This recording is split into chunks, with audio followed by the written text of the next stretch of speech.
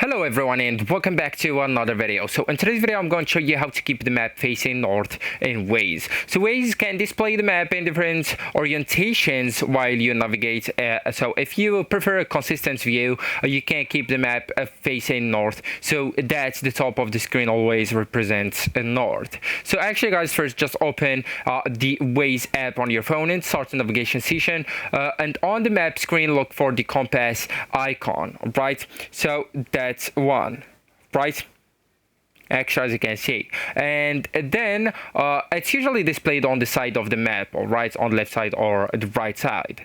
Okay, so tap the compass to change the map orientation and continue tapping or adjusting the map until the compass indicates that north is at the top. So if the map keeps rotating as you drive, you may be using Waze's default direction of travel view. So in north app or north up mode, the map remains oriented with north at the top while your vehicle moves around the map. So you can also check Waze's display settings if your version provides an option for controlling map orientation. So you can just open the settings of the app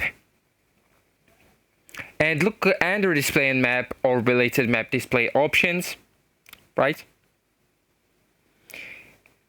And then just scroll the way down and then go with show compass, right?